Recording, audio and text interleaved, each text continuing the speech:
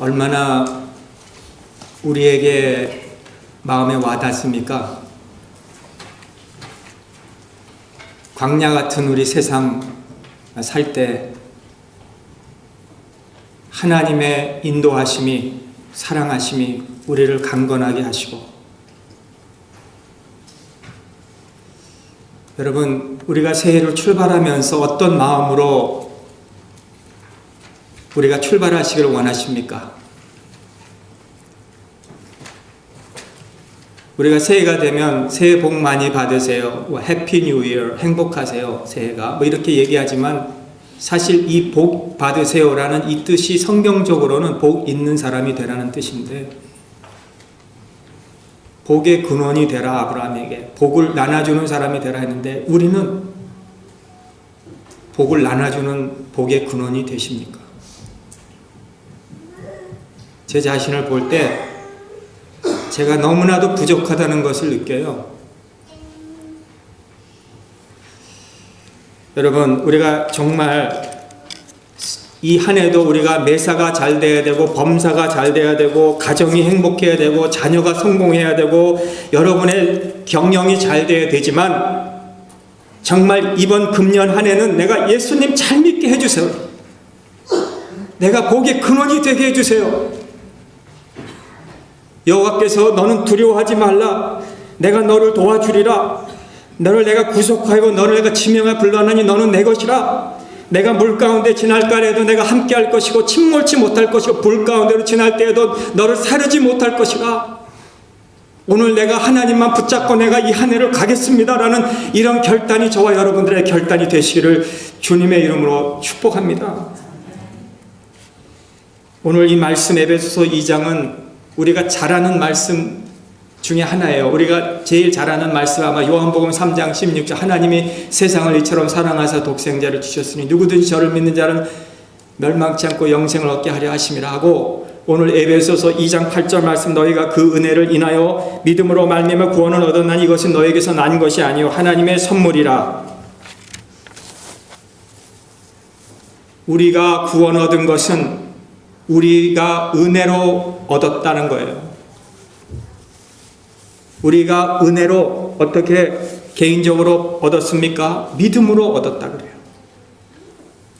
우리의 구원은, 저와 여러분의 구원은 어떤 행위가 아니라는 거예요. 이 은혜라는 거 설명하기가 참 힘들어요, 어떨 때 보면. 그러나 쉽게 말하면 오늘 우리가 이 자리에 나오게 된 이 자체가 하나님의 은혜로 나오게 됐다 이 말이에요. 하나님이 여러분을 선택하시고 하나님이 여러분을 부르심 속에서 오늘 저와 여러분을 이 자리에 앉게 하신 거예요.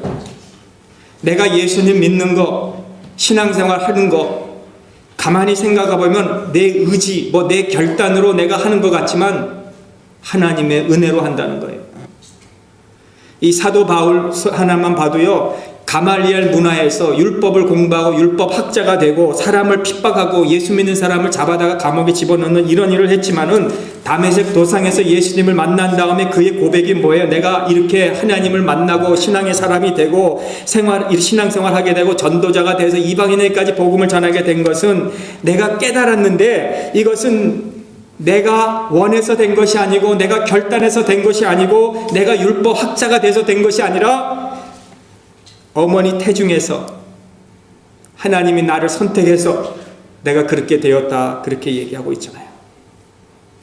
하나님이 여러분이 이 세상에 태어나기 전에 여러분을 선택해서 여러분을 부르셔서 누군가가 때가 되어서 예수님을 만나게 해줘서 여러분이 예수님 믿고 오늘 이 자리에 와서 앉게 된 것은 전적으로 하나님의 은혜인 줄 믿습니다. 신약 성경에 은혜라는 단어만 156회가 나오는데, 사도 바울이, 오늘 에베소 쓴 저자 사도 바울이 110회를 은혜라는 말을 사용했어요. 은혜 없이는요, 사도 바울이 될 수가 없고, 오늘 은혜 없이 오늘 저와 여러분들이 구원을 받아 이 자리에 나와 앉을 수도 없고요. 앞으로 우리가 이 광야 같은 세상을 살아가는 동안 하나님의 은혜 없이는 우리는 이 광야 같은 험한 세상에서 우리는 생존할 수가 없고요. 모든 사는 동안 과거도 현재도 앞으로도 하나님의 은혜입니다. 우리가 이렇게 고백할 때 얼마나 하나님이 기뻐하시고 얼마나 우리의 신앙생활이 윤택해지겠냐는 거예요. 우리가 조금만 있으면 교만해지고 조금만 얻고 안 되면 즉시로 낙심하는 우리들이 하나님 앞에서 얼마나 부끄러워요. 은혜로 살지 못한 우리들이 얼마나 부끄러워요. 그저 세상 사람들처럼 변화가는 이 세상에서 세상에 따라 움직이는 우리들이 얼마나 부끄러워요. 여러분, 사람은 변하고 세상은 악해지고 정말 이 모든 것이 험해진다 할지라도 하나님이 여러분들을 부르시고 이 자리에 앉히셨다면, 하나님이 우리를 사랑하셨다면 과거에도 사랑하신 그 하나님이 지금도 사랑하시고 앞으로도 사랑으로 우리를 인도해 주실 것을 믿으시기를 주님의 이름으로 축복합니다. 저는 매일처럼 기도하는 제목 중에 하나가 하나님 좀 겸손하게 해주세요.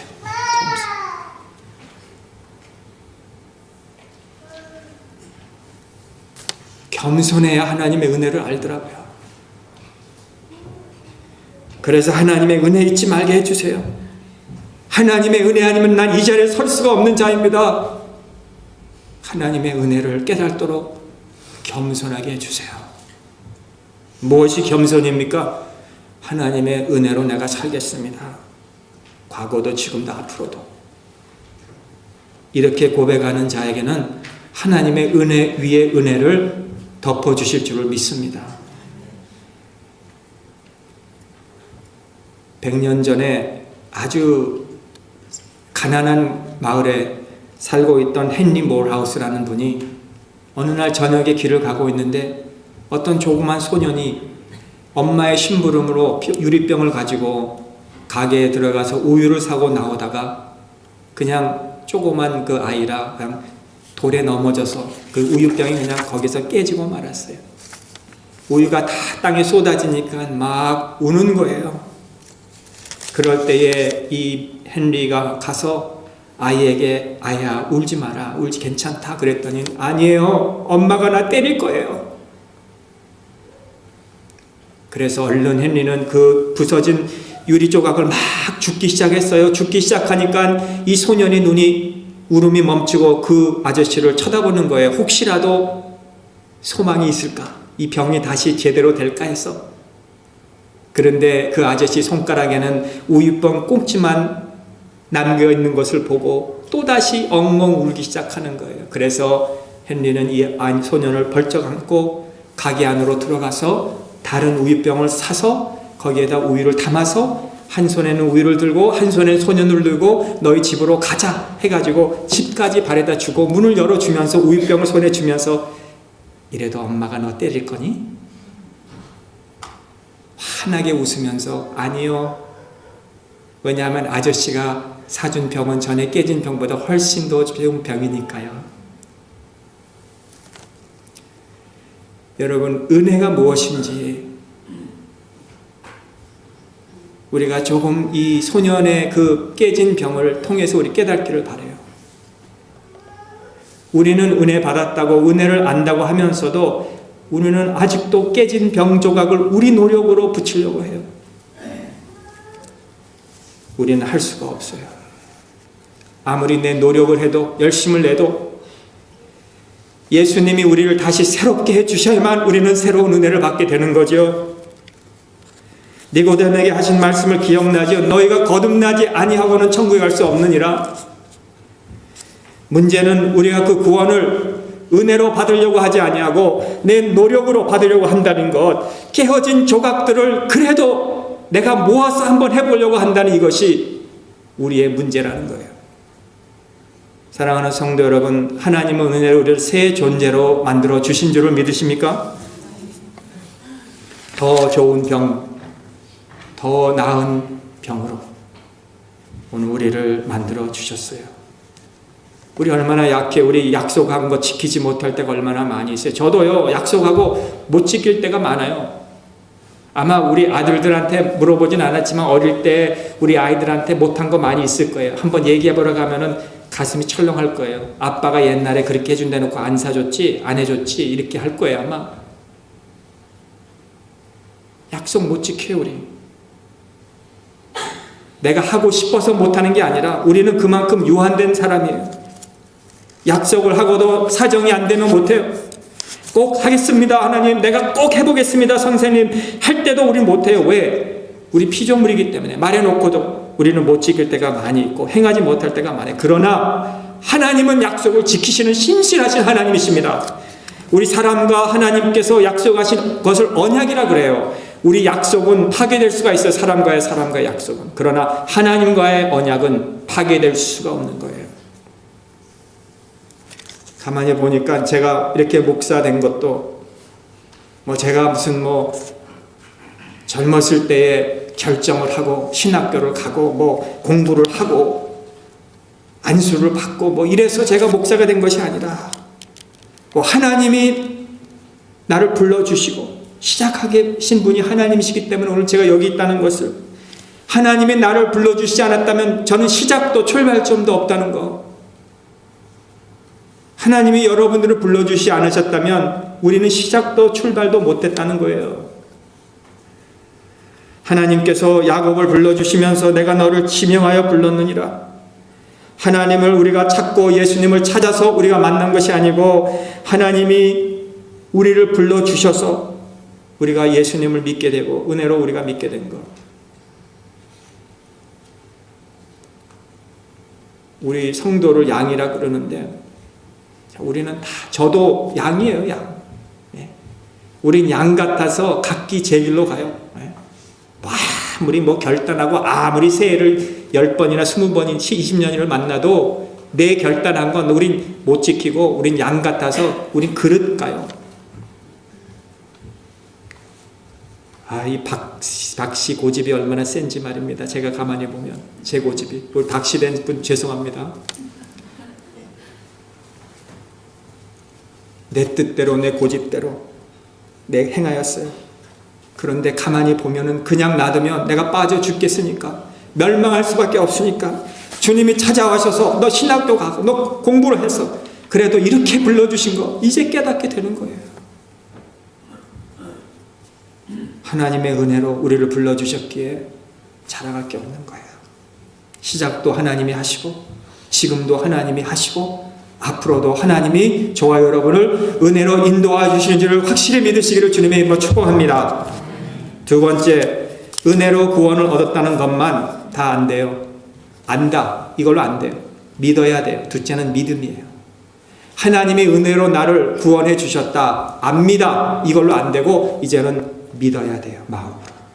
아멘. 믿는다는 것이 무엇인가 그럼? 믿음은 내가 어떤 느낌, 내 감각, 이거 내가 확실해요. 내가 이거 믿어, 난 확실해. 이게 믿음이 아니라는 거예요. 이 믿음에는 세 가지 요소가 필요해요. 지적인 요소가 필요해요. 첫째로, 믿음을 무엇을 믿어야 알아야 믿는 거예요. 하나님이 나를 사랑하고 이웃을 내 몸같이 사랑하라, 그것을 모르는데, 진리를 모르는데, 복음을 모르는데 어떻게 뭘 믿겠습니까? 왜 우리가 하나님의 말씀을 모르면서 어떻게 우리는 막연히 그냥 믿는 게 아니에요. 알아야 돼요. 지적으로 우리는 알아야 돼요. 지식 없이는 아무것도 믿을 수 없는 거예요. 이건 그냥 미신이에요. 그럼 둘째로 정입니다. 우리의 마음이에요. 마음 깊은 곳에서 어떻게 움직입니까? 칼빈은 머리로 믿는 것이 아니라 마음으로 받아들이는 그 믿음이라 그랬죠. 천국과 지옥 차이는 머리와 가슴 차이라 그런 것 같이 마음으로 하나님의 말에 믿음을 우리가 가져야 돼요. 사도 요한은 이 믿음이란 단어를 그의 요한복음에서 98번을 사용했대요. 쉽게 우리 설명해서 바울 사도는 그 서신 13개 정도 썼는데요. 로마서에서 믿음이라는 단어, 믿음으로 의인은 의롭다함을 얻고 막 믿음에서 쉬운 5번을 사용했는데 요한은 98번, 거의 2배를 사용했다는 거예요. 그런데 이 믿음이라는 단어가 명사형보다 동사형은 믿음을 가진다, 이런 뜻이에요. 많은 사람들이 믿음 하면 어떤 신념을 생각해요. 신념. 마치 콜럼버스가 나는 서쪽으로 간다. 거기에 가면 대륙이 있다. 그건 신념이에요. 신념은 믿음이 아니에요. 난 믿습니다. 내가 할 수 있으면 이건 신념은 믿음이 아니에요. 믿음은 뭐예요? 바라는 것들의 실상이고 보이지 않는 것들의 증거라 그랬어요. 믿음은 내가 뭔가 확실하게 내가 지금 있는 것 같고 지금 가진 것 같은 증거가 있어야 된다는 거죠. 십자가상에서 두 강도가 있었죠. 한 강도는 주님께 당신의 주님, 당신의 나라에 임하실 때 생각해 주세요. 다른 강도는 뭐 죽으면 그만이지 무슨 나중에 뭐 천국에 가면 무슨 낙원에 가면 무슨 생각을 해달라고 그러느냐. 전혀 다른 생각 못했어요. 이게 끝인 줄 알았어요. 그런데 이 강도는 당신의 나라에 임하면 나를 생각하소서. 이렇게 이 강도가 고백할 수 있었던 것은 믿음이 아니면 할 수가 없는 거죠. 이 믿음은 강도 속에서 난 것이 아니라 하나님께서 그에게 믿음을 주셨다는 거예요. 신념이 아니라는 거죠. 그럴 때 예수님은 오늘 밤 내가 나와 함께 낙원에 있으리라. 뭐 여러 가지 여기서 말씀을 들으시지만 우리가 구원은 은혜로 얻지만 우리 믿음은 우리 인간의 공로가 하나도 첨부될 수가 없어요. 믿음도 하나님이 주셔야 돼요. 교회 봉사도 마찬가지입니다. 이번 신년에 이제 재직이 다 나왔지만은요, 우리 혹시 재직 이제 표가 보실 분은 아시겠지만 여러 우리 분들이 이제 일을 하시는데 혹시 잘못돼도 말씀해 주시면 정정할 테니까, 예, 우리 사람들의 노력으로 다 완전치는 못하니까 혹시라도 실수가 있으면 말씀해 주세요. 그런데 우리 교회 봉사도 마찬가지예요. 신념으로 되는 게 아니더라고요. 신념으로 하면 얼마 못 가요. 시험에 들어요. 지쳐요. 믿음으로 해야 돼요. 믿음은 잘하는 겁니다. 아브라함에게 처음에 너 집을 떠나, 고향을 떠나, 아부품을 떠나. 그 다음에 단계는 이스마엘을 내쫓아. 그 다음에는 이삭을 바쳐. 이렇게 단계가 있었던 것처럼 믿음의 최고봉에 이르기까지 믿음은 자라야 돼요. 결국은 바치는 겁니다. 우리의 마음에 이런 믿음이 있어야 돼요. 그래야 믿음이 자라요. 세 번째는 의지예요. 지정의, 의지가 있어야 돼요. 하나님을 알고 하나님을 마음으로 믿는 것만으로도 부족해요. 이제는 의지로 맡기는 거예요. 하나님께 맡겨야 돼요. 구원의 저자이신, 믿음의 저자이신, 은혜의 저자이신 하나님께 이제는 내 자신을 의지해야 돼요. 맡겨야 되는 거예요. 우리 다 결혼해 보셔서 분은 아시겠지만은요, 처음에 이제 관계는 서로 아는 관계, 데이팅을 합니다. 데이팅을 해서 이 사람이 정말 나에게 좋은 남편이 될까, 좋은 아내가 될까, 서로 조금씩 알아가는 거예요. 그 다음에는 둘째로 사랑해요. 그렇죠? 하나도 사랑해 보시지 못한 얼굴로 표정으로 그렇게 지니 우리 결혼 생활이 행복하십니까? 사랑하게 돼요. 마음을 주지요. 마음을 받고. 그래서 그 다음에는 이제 결혼을 하는 거예요. 결혼을 해요. 결혼하기 위해서 목사 앞에서 또는 결혼식장에서 이 결혼식을 올릴 때에 뭐라 그래요? 기쁠 때나 슬플 때나 병들거나 건강하거나 가난하거나 부자거나 나는 이 남자를, 이 여자를 남편과 아내로 내가 사랑하겠습니다. 서약을 하죠. 하나님과 그런 거예요. 의지. 예수님께서 먼저 난 예수는 하나님 앞에서 이 신부인, 이 교회인, 이 성도를 내가 사랑하기로 서약합니다 하셨어요. 예수님이 여러분을 사랑하시기로, 우리 교회를 사랑하시기로 서약하셨어요. 하나님 앞에서. 예수님이 기쁠 때나 슬플 때나 건강할 때나 병들 때나 부할 때나 가난할 때나 내가 사랑하겠습니다 서약을 하셨어요. 그렇다면은 우리는 어떻습니까? 주님한테. 제가 요즘에 하나 읽는 책이 있는데, 이 미국 내에 주일만 성경을 들고 교회 가고 나머지 시간은 이기적인 삶을 살아간다는 그 책. 제가 나중에 그 책의 모든 걸 소개할 텐데요. 이런 사람들을 비유해서 걸을 수 없을 정도로 많은 음식을 먹는 지구상에서 가장 살찐 성도래요. 이 사람들이. 무슨 말인가 했더니 이 사람들은 교회에 와서 말씀을 들어야 되는 거예요. 좋은 말씀을 들어요. 예, 먹어요. 맞습니다. 지식이 더해져요. 맞습니다.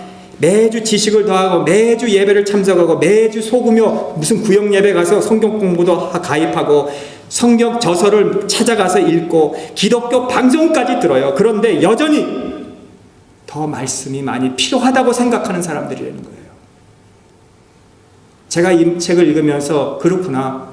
얼마나 더 하나님의 말씀을 많이 들어야, 많이 읽어야, 많이 우리가 봐야 이제는 우리가 믿음으로 하나님 앞에 우리 인생을 맡길까? 머리로는 우리가 살찐 사람 같이 우리는 이렇게 풍부한데 몸이 안 움직이는 거예요. 의지가 없는 거예요. 우리 그런 교회가 아닙니까? 우리 교회가. 얼마나 더 많이 설교를 들으셔야 돼요. 얼마나 더 많은 성경 공부에 우리가 가서 지식을 쌓아야 우리가 결단하고 하나님 주님이 나를 기쁠 때나 슬플 때나 나를 떠나지 않고 사랑하신다는 그 주님을 나도 내가 믿음으로 주님을 사랑하겠습니까? 얼마나 몇 번 더 우리가 이 새해를 맞이해야 그렇게 하시겠습니까? 언제 하시겠습니까?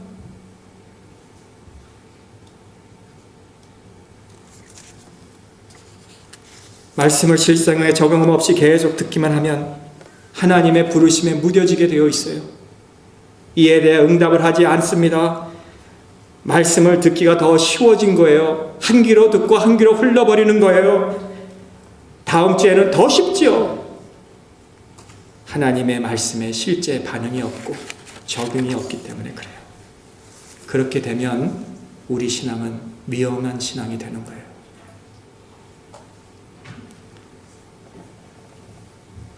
이 같은 일들이 이미 일어났고 지금 이 지역에도 미국에도 일어나고 있어요. 해결책은 뭐예요? 하나님의 은혜를 알고 믿음으로 받고 우리의 의지가 행함이 있어야 돼요. 행함이 있어야 돼요. 왜 행동하지 않습니까? 여러 가지 이유가 있겠지만 어쩌면 두려움이에요. 실패하면 어떻게 할까? 내가 결단해서 주님을 따른다고 했는데 못 따르면 또 어떻게 할까? 또 하나는 내가 그렇게 하면은 나의 모든 이 세상의 행복은 이제는 끝이야. 행복을 빼앗아 가는 것으로 생각해서 못해요. 하나님의 말씀이 우리의 삶을 생명으로 이끈다고 하셨으면 그 말씀대로 우리가 순종만 하면 하나님이 저와 여러분의 삶을 생명으로 영생으로 인도해 주는 것을 우리가 믿고 지와 의와 정으로 우리가 하나님께 맡기고 믿음으로 나가면 하나님이 여러분의 삶을 축복해 주실 줄을 믿습니다. 마지막 한 가지 더 말씀드리고 마치겠는데요. 만약에 에베소서를 사도 바울이 저자로 쓴다면 우리의 믿음이 행위에서 난 것이 아니니 이는 누구든지 자랑치 못하게 함이라. 은혜로 구원을 얻었고 믿음으로 행하여서 난 것이 아니니 이는 누구든지 자랑치 못하게 함이라. 여기서 끝나면 좋은데 더 나가서 결혼, 그러니까 결혼으로 끝나지 않고 결혼해서 서로 사랑하고 그 다음에 서로 알아가고 그 다음에 서로 서약하고 끝나면 좋은데 자랑하지 못하게 함이라. 여러분 우리의 구원을, 은혜를, 믿음을 자랑하십니까? 우리 자랑 못하죠. 우리 주님을 자랑 못, 우리 자랑하는데 주님을 자랑 못하죠. 제가 생각해 봤어요. 만약에 하나님이 누군가가 제 아들이 둘인데 중 하나를 십자가에 못 박으라 하면 어느 아버지가 가만히 있겠습니까? 내어줄 수 있습니까? 여러분들은? 저는 막을 거예요. 안 됩니다. 참지 못할 것 같아요. 그런데 하나님은 참으셨어요. 예수님을 십자가에 내어주셨다는 거예요. 그게 은혜예요. 그거 자랑하지 못하잖아요, 우리가. 정말 오늘 저는 다른 건 몰라도 이 복음, 이 은혜, 오늘 이거를 전하고 꼭 오늘 이 설교를 마쳐야 되겠어요. 다른 거 다 잊어버려도 좋아요. 여러분이 지금 이 살고 있는 이 자체가 하나님의 은혜예요. 여러분이 살고 있는 이 자체가 하나님이 지금 쓰시고자 하는 계획이 있어서 우리를 살게 하신 거예요. 그리고 우리가 하나님 앞에 우리의 인생을 들여서 하나님의 계획대로 쓰시게 해야 돼요. 물질의 종 되지 마세요, 여러분. 명예의 종 되지 마세요. 세상 따라가지 마세요. 우리가 뜨거운 헌신을 하나님 앞에 드려야 돼요. 시카고 대화재 1871년도 10월 1일인가 일어난 그 대화재가 일어날 때 그 전에 무디 목사님이 설교를 하고 있었을 때 그날 이렇게 설교가 어디서 끝났냐 하면은 빌라도의 법정에서 설교가 끝나버렸어요. 그래서 오늘 이제는 시간도 많이 갖고 했으니까 오늘 내가 여기서 끝나고 내일 예수님이 십자가에 못 박히는 죽으시는 그 말씀은 내일 내가 전해야 되겠다 하고 거기서 그냥 예배를 마치고 설교를 끝냈는데 나가다가 화재가 일어나서 거기서 많은 영혼들이 죽어버렸어요. 그래서 무디 목사님이 거기서 깨달은 것이 뭐냐? 이 사이렌 소리가 울리고 이 빌딩이 무너지고 거기에 있는 많은 사람이 죽어가고 거기서 자신의 목회 철학이 무엇이냐? 내일로 절대 미루지 않겠습니다. 여러분, 오늘 은혜로 우리가 살아야 되는데, 내가 은혜로 하나님 앞에 내가 헌신을 해야 되는데, 여러분 다음 주에 내일 수요일 날 내년 내가 좀 정리가 되면, 내가 집이 좀 안정이 되면, 사업을 하나 좋은 거 찾으면, 내 자녀가 대학에 가면, 그게 아니라 오늘 우리가 은혜로 살자는 거예요. 오늘 내가 은혜로 살고, 오늘 내가 구원으로, 은혜로 말미암아 구원을 얻고, 오늘 믿음으로 내가 말미암아 구원을 얻었으니 내가 이 구원에 대해서 이 자랑할 것이 하나도 없고 행함으로 된 것이 아니니 하나님, 내가 이 은혜를, 오늘도 십자가의 은혜를 내가 자랑하겠습니다. 오늘 우리가 자랑하고 헌신하자는 거예요. 오늘 한번부터 시작해서 우리가 뜨거운 헌신으로 우리가 하나님 앞에 은혜로 살겠다고 결심만 하시면 하나님의 여러분의 삶을 놀라운 길로 인도해 주시고 여러분의 미래를 하나님의 평탄하고 축복된 은혜의 길로 인도해 주실 줄을 믿습니다. 우리 다 같이 기도하시겠습니다. 하나님 감사합니다. 오늘 저희들 이렇게 주님 전에 불러주시고 부족하지만 한 사람 한 사람을 예수님 믿게 하시고 은혜로 우리를 구원해 주신 하나님의 은혜를 생각할 때 진심으로 감사를 드립니다. 이 은혜는 과거에만 있는 은혜가 아니라 오늘도 지금 우리는 다 형편이 어떤지 은혜 알지 못하지만 지금도 유효하고 앞으로도 유효한 은혜인 줄을 믿습니다. 우리 성도님들 가운데 어려운 형편과 처지에서 이 자리에 나온 자들도 있을 줄 압니다. 주님, 저희들의 형편을 아시는 주님께서 이것도 은혜입니다. 겸손하게 수용할 수 있도록 주님께서 도와주시옵소서. 주님, 내가 이 땅에 사는 것도 기적입니다. 이 악한 세상에서 오늘 이 자리에 앉게 된 것도 기적입니다. 겸손하게 난 주의 종입니다. 겸손하게 주님 앞에 자신을 드리고 헌신할 때 주님께서 아름답게 우리를 사용하여 주시옵소서. 하나님, 우리의 가정과 우리 자녀들 주님이 책임져 주시옵시고 은혜 안에서 날마다 우리가 두 날개를 펴고 하늘을 향해 양망하는 독수리같이 하나님, 우리의 신앙이 날마다 성장하고 자랄 수 있도록 하나님이 축복하여 주시옵소서. 예수님의 이름으로 감사하며 기도하옵나이다. 아멘.